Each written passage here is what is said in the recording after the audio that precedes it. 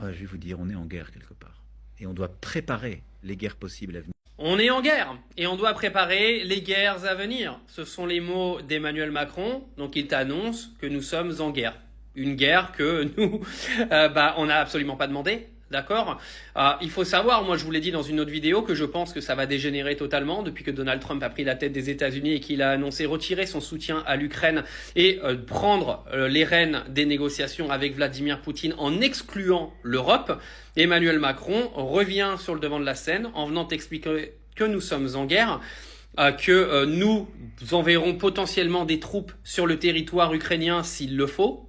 Parce que tout simplement, Emmanuel Macron ne veut pas de la fin de cette guerre. L'Union européenne ne veut pas de la fin de cette guerre.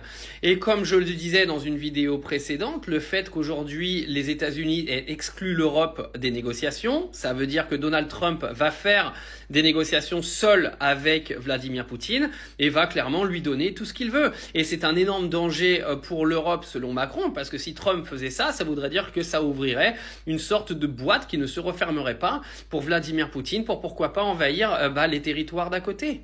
Et l'Europe ne pourra pas laisser faire ça, parce que si l'Europe laisse faire ça, ça voudra dire que l'Europe n'a plus aucune influence. Mais moi je pensais qu'ils savaient déjà qu'ils avaient plus d'influence, parce qu'on se cachait derrière les Américains. Mais maintenant que les Américains sont plus là, il n'y a plus personne derrière qui se cachait.